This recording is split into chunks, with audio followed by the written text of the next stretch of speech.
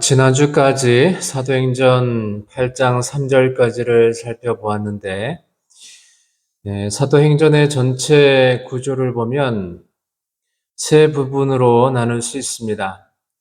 1장부터 8장 3절까지가 일부이고, 사도행전 8장 4절부터 사도행전의 2부, 두 번째 이야기가 시작되어서 11장 18절까지 이어지고 11장 19절부터 마지막 28장까지가 제3부 세 번째 이야기입니다.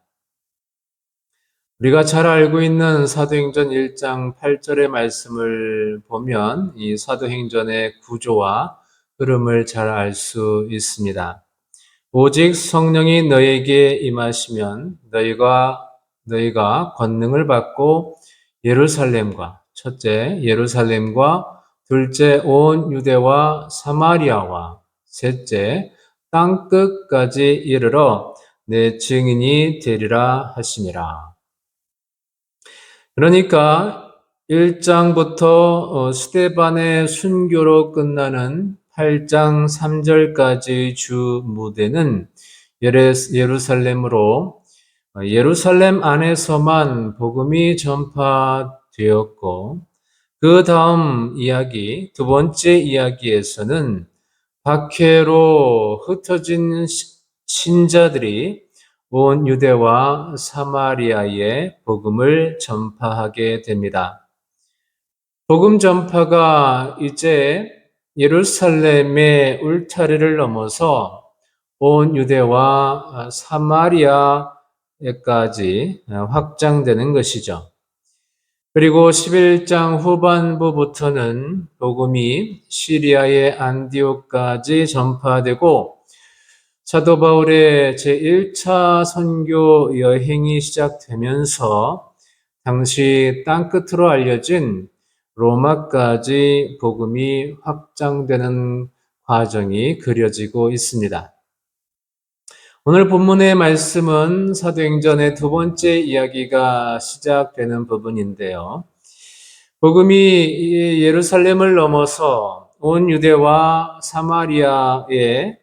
사마리아로 확장되는 이야기이고, 이 이야기가 바로 빌립 집사에 의해서 시작됩니다. 예수님의 제자 중에도 빌립이 있었죠.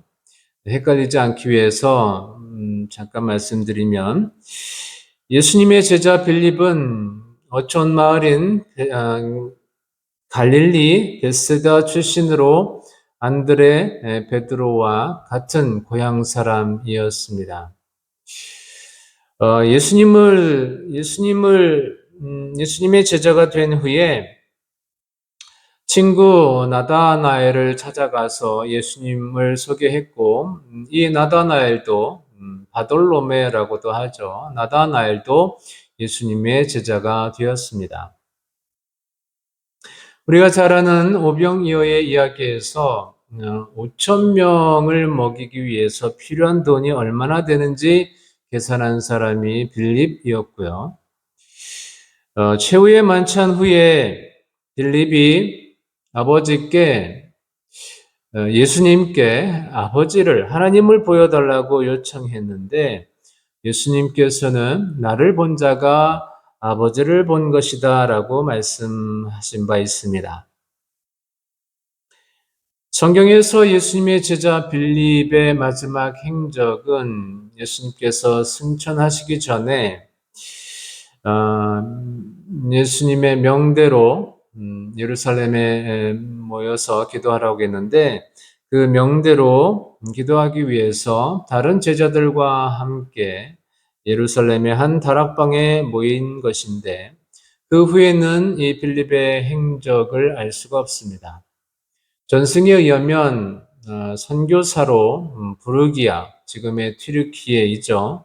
부르키예로 가서 복음을 전파하다가 그곳에서 순교한 것으로 전해집니다.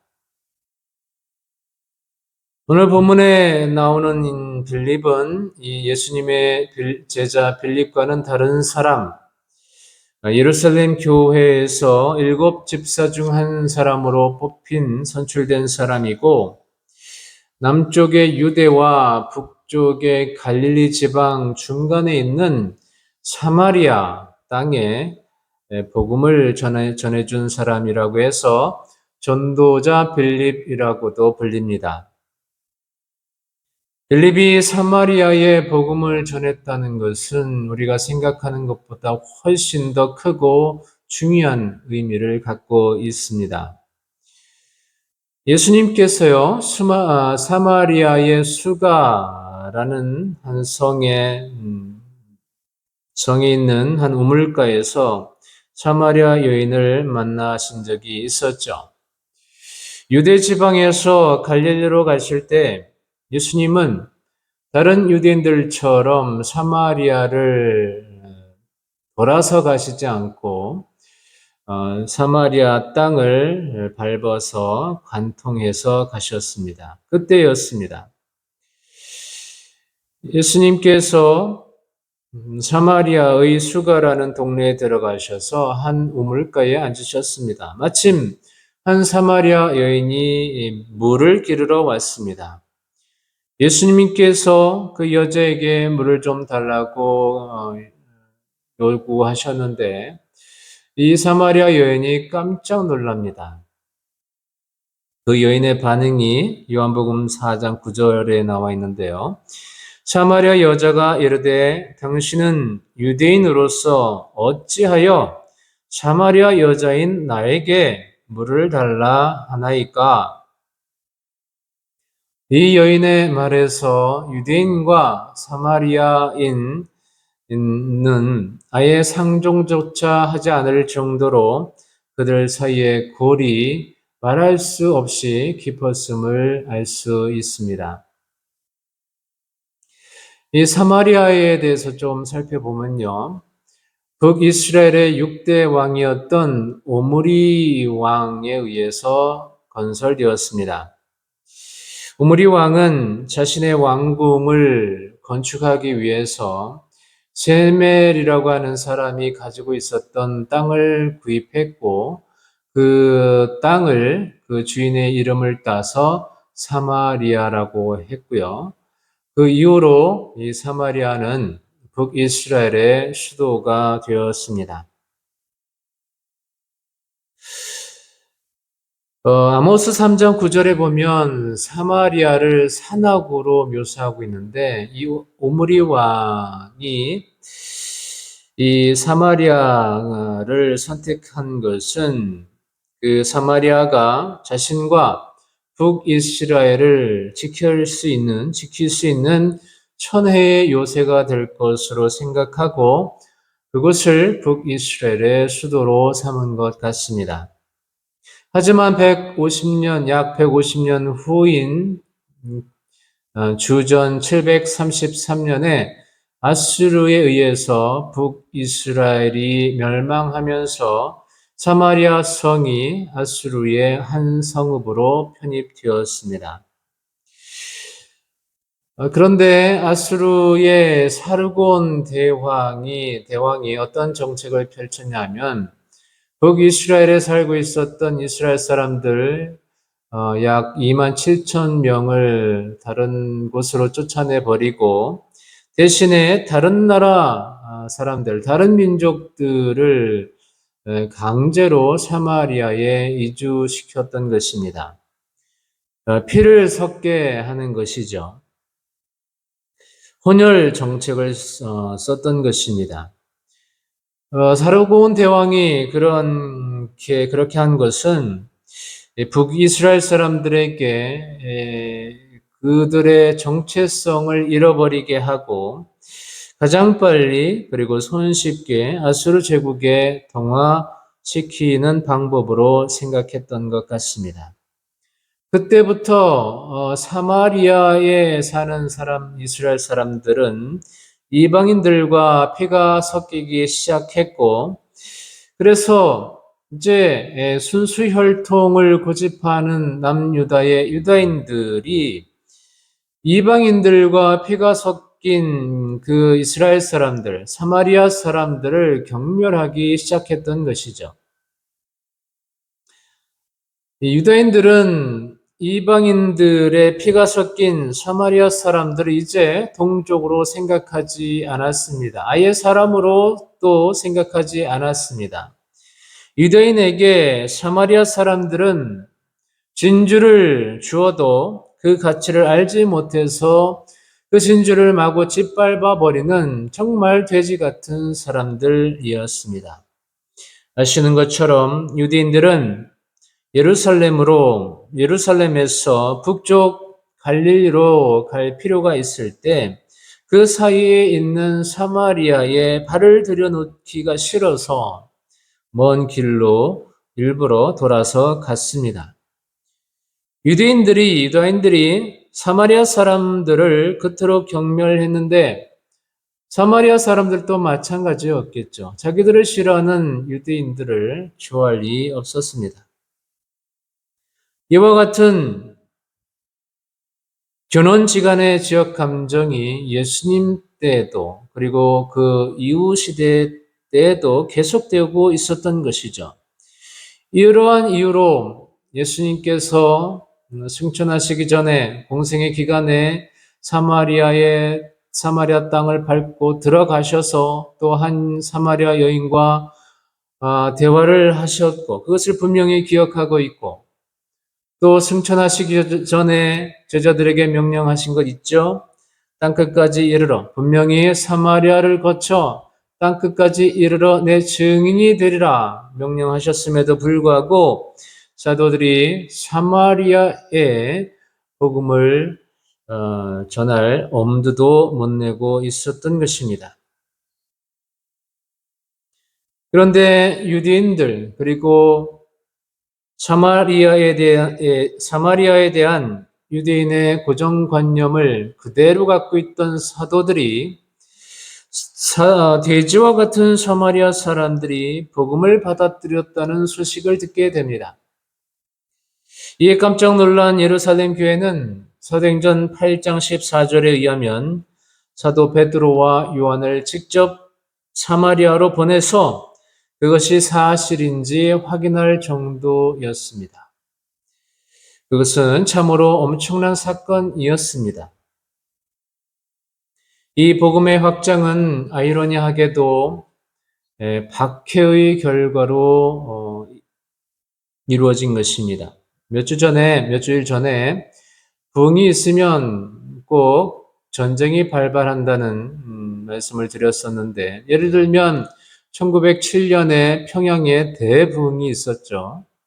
그리고 1950년에 한국 전쟁이 발발했습니다.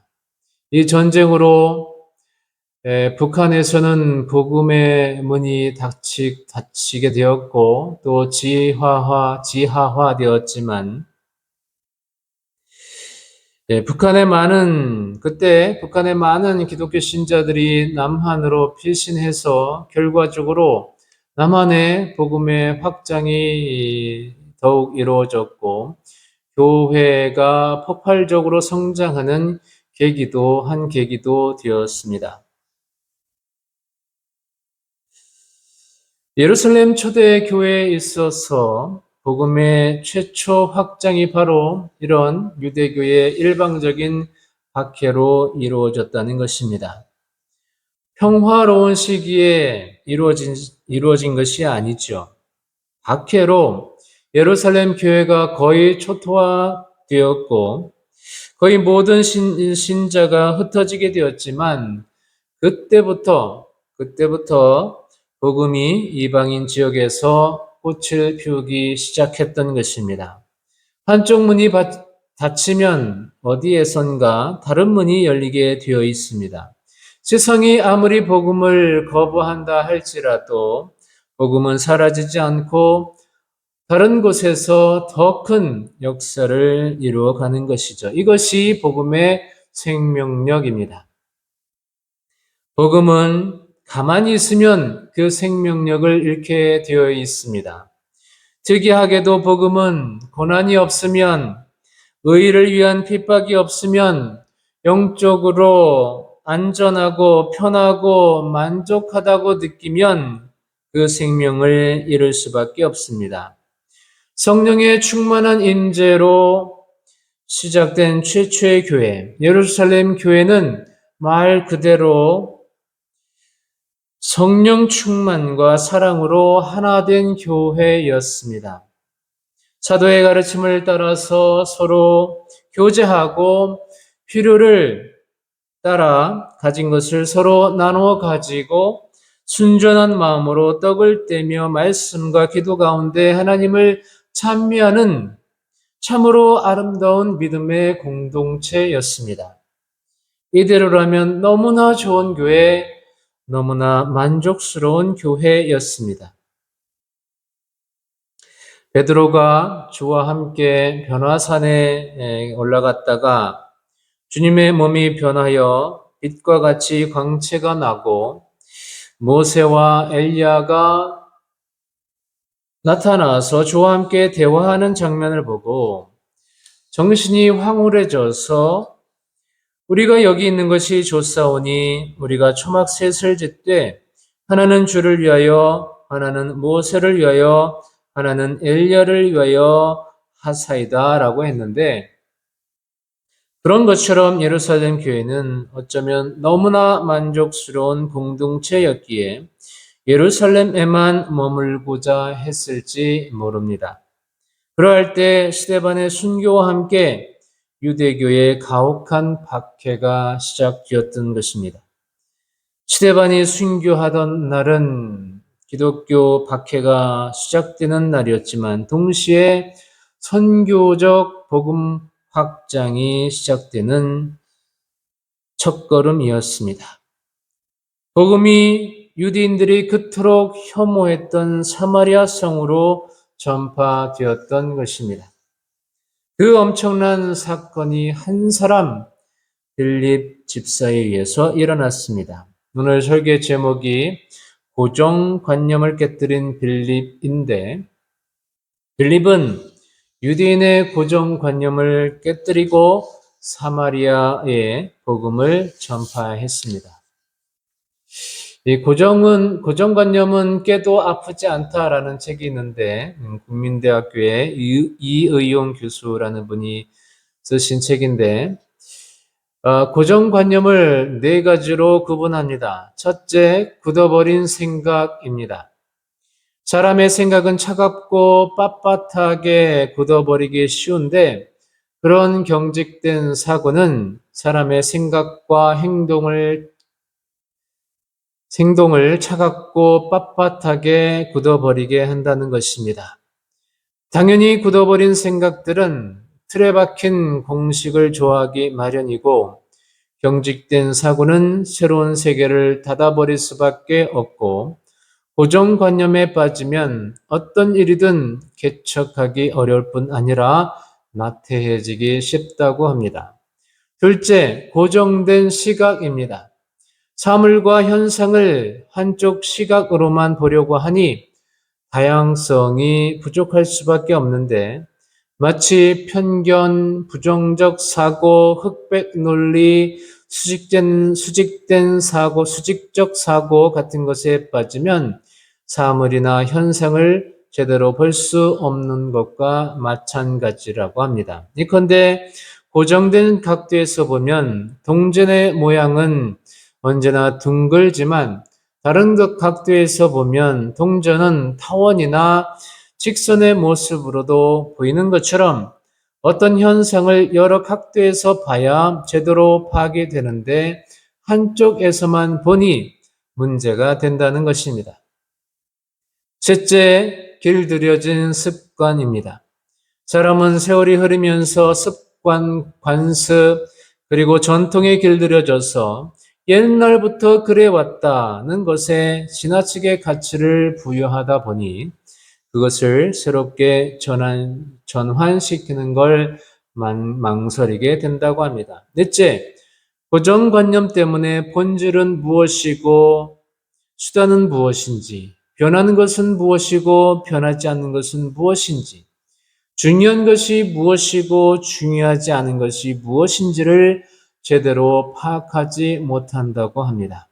그래서 흔히 본질보다 수단, 절대적 가치보다 상대적 가치, 내용보다 포장에 더 가치를 두고 의미를 부여한다는 것이죠. 미국 유학 시절 가끔 아이키아에 간 적이 있습니다. 그때 한국에는 아직 아이키아가 없었을 때였는데요. 이 아이키아는 사람들의 고정관념을 깨서 성공한 회사입니다. 당시 사람들의 고정관념은 이런 거였습니다. 가구를 구매할 때 대부분의 사람들은 귀찮게 가구를 조립하지 않고 완제품을 사는 것을 선호한다. 고객은 완제품을 좋아한다라는 것이었습니다. 그러나 아이키아는 그 고정관념을 깨고 시장에 진출했습니다. 바로 DIY, Do It Yourself로 완제품을 파는 것이 아니라 조립형 가구를 판매하기 시작한 것이었습니다. 고정관념 때문에 모두가 실패할 것이라고 했지만 그 고정관념을 깬 것이 오히려 고객의 마음을 움직이기 시작했던 것입니다.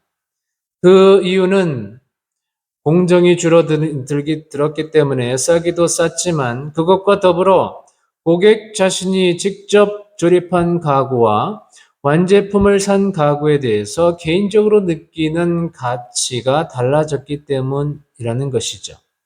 직접 조립하면서 자기가 들인 수고가 가구에 투영되어서 그 가구는 단순한 가구가 아닌 내가 만든 가구, 자신에게 의미가 있는 가구가 되었고 이렇게 해서 결국 아이키아가 성공하게 되었다는 것입니다. 고객은 완제품을 좋아한다는 고정관념을 깬 아이키아의 과감한 시도가 더 큰 성공을 불러일으킨 것이죠. 유대인들과 유대인의 세계관에서 아직 벗어나지 못하고 있는 사도들의 고정관념을 깬 사람이 바로 빌립이었습니다. 빌립은 어떻게 유대인으로서는 밟기조차 싫어하는 사마리아를 찾아가는 최초의 그리스도인이 될 수 있었을까요? 첫째, 남들이 하지 않은 생각이나 행위를 실행하는 것으로 이런 고정관념을 깰 수 있지만 그보다 중요한 것은 본 궤도로 돌아가는 것이 본 궤도로 복귀하는 것으로 그런 고정관념을 깰 수 있었습니다. 사도행전의 본 궤도 그리고 우리가 돌아가야 할 본 궤도는 바로 앞서 말씀드린 사도행전 1장 8절 말씀입니다. 다시 읽겠습니다. 오직 성령이 너희에게 임하시면 너희가 권능을 받고 예루살렘과 온 유대와 사마리아와 땅끝까지 이르러 내 증인이 되리라. 빌립이 돌아간 본 궤도는 이 예수님의 말씀이었습니다. 예수님의 말씀으로 돌아가니 모든 사람이 가지고 있던 고정관념을 깰 수 있었습니다.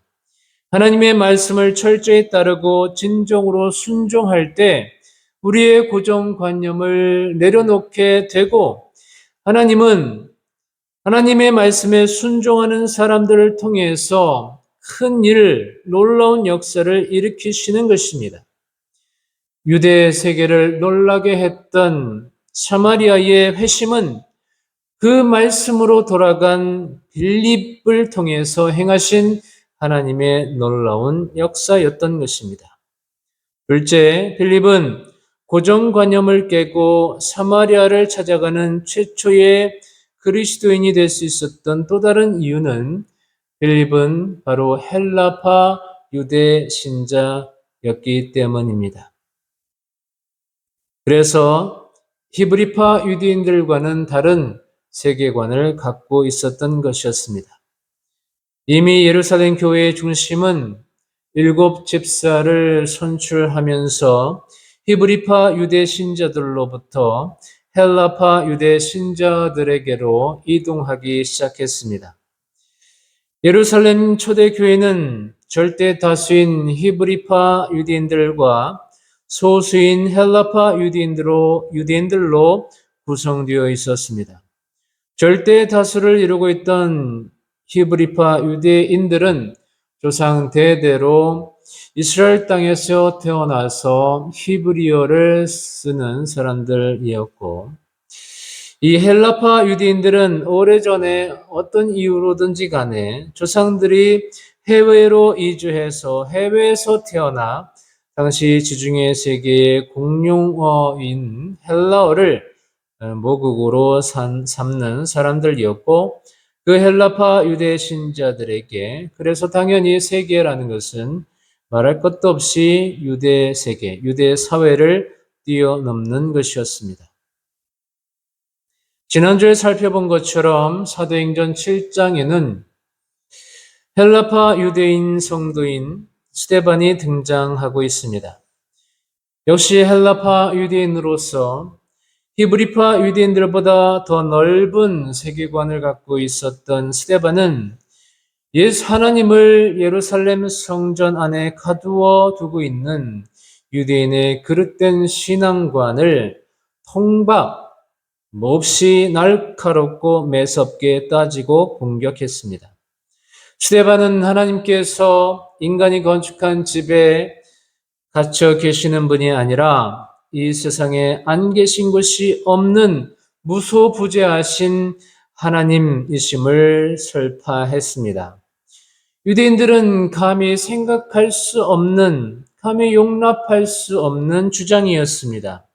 그로 인해서 예루살렘 성전과 하나님을 동시하던 유대인들에 의해서 또 사내들에 의해서 돌에 맞아 죽을 수밖에 없었습니다. 그리고 이어서 오늘 본문에서는 또 한 사람의 헬라파 유대 신자인 빌립 집사가 등장하고 있는 것입니다. 그는 유대인들이 절대 자기 발로 찾아가지 않는 사마리아를 찾아갔을 뿐만 아니라 이방인에게 복음을 전하고 이방인에게 처음으로 세례를 베푼 최초의 그리스도인이 되었습니다. 헬라파 유대 신자로서 빌립은 자신과 다른 사마리아 사람, 땅끝 사람에게 나아가라는 주님의 말씀을 조금도 거리낌 없이 받아들이고 자신의 삶으로 실천할 수 있었습니다. 히브리파 유대인 사도들과 성도들은 전 인류를 구원하시려는 예수 그리스도의 복음을 좁은 자신들의 세계 속에 가두어 놓고 있는 사람이었던 반면 빌립은 유대의 세계를 뛰어넘어서 예수 그리스도의 복음의 세계, 말씀의 세계 속으로 뛰어들었던 사람이었습니다. 그리고 바로 그 세계 속에서 유대인들의 비난과 비판과 불이익을 당할지라도 생명을 걸고 지켜야 할 것이 무엇인지, 버려야 할 것이 무엇인지를 분별할 수 있었고 실천할 수 있었던 것입니다. 셋째, 가장 중요한 것으로 빌립 역시 성령 충만했기 때문이었습니다. 성령은 지난주에 말씀드린 것처럼 그리스도의 영입니다. 그리스도의 영은 예수님이 하셨던 말씀, 또 예수님이 이 땅에서 살아내셨던 삶, 또 예수님께서 말씀하셨던 그 말씀, 또 예수님이 가지셨던 마음, 이런 것들을 예수님의 모든 것을 총칭하는 것이라고 생각합니다. 예수님의 말씀, 그분의 삶, 그분의 마음은 그야말로 세상의 고정관념을 깨는 것이었습니다. 예수님의 사역에 있어서 가장 중요한 것은 사람, 특히 약한 사람, 약자를 살리는 일이었습니다. 예수님은 그 일을 이루는 데 있어서 안식일 규정이 방해되면 그것을 무시하셨습니다. 정결예가 문제가 되면 그것을 버리셨습니다. 성전 체계가 문제가 되면 그것을 뒤집어 엎으셨습니다. 예수님은 어떤 기존의 질서나 체제도 그 자체가 거룩한 것이거나 중요한 것이 아니라 바로 사람이 중요했습니다. 율법과 규례뿐만 아니라 대다수 사람들이 당연한 것으로 믿고 지키는 것이라도 그것이 본질적으로 인간의 삶을 짓누르고 자유를 억압하고 인간을 위한 것이 되지 못한다면 예수님은 그것을 과감히 거부했습니다. 그 무엇도 사람의 생명을 살리는 일에 우선할 수 없는 것이었습니다. 그것이 기존의 질서나 고정관념을 따르는 대신 참된 하나님의 뜻을 깨달아 실천하고자 한 예수님의 믿음이었고 그 믿음으로 살아내셨던 그분의 삶의 원칙이었습니다. 빌립 집사는 예수님의 삶, 예수님의 말씀을 총칭하는 그리스도의 영으로 충만하였기에 세상의 고정관념을 깨고 사마리아를 회피하지 않고 사람들을 참 생명으로 견인하기 위해 과감히 그곳으로 뛰어들 수 있었던 것입니다. 앞서 소개해드린 책의 제목이 고정관념은 깨도 아프지 않다였습니다. 제 생각에는 고정관념을 깨면 아플 것 같습니다. 불편할 것 같습니다. 고통스러울 수도 있을 것 같습니다. 왜냐하면 내가 평생 동안 구축해왔던 세계가 무너지기 때문입니다. 무의미해지기 때문입니다. 익숙하지 않은 것으로 새로운 것으로 갱신되어야 하고 개혁되어야 하기 때문입니다. 그래서 아플 것 같습니다. 그럼에도 불구하고 빌립처럼 그것을 깨지 않으면 하나님께서 행하시는 참 생명의 역사, 참 기쁨의 역사를 보기는 어려울 것입니다.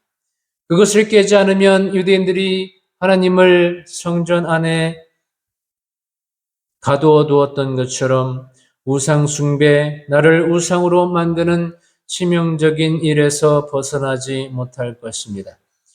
우리는 2000년 전 우리에게 새로운 세계를 주시기 위해 이 땅에 오신 예수 그리스도의 그 새로운 세계, 그 진리의 세계, 구원의 세계, 생명의 세계로 뛰어드는 제2의 빌립이 되어야만 합니다. 내가 만들어 놓은 세계를 넘어서 고정관념을 깨고 내가 규정하고 있는 제2의 어떤 사마리아의 복음을 두고 뛰어들어가 복음을 나눌 때 일어나는 참 생명의 역사, 참 기쁨의 역사를 보고 증언하는 은혜가 있으시기를 예수 그리스도의 이름으로 축복하고 축원드립니다. 아멘.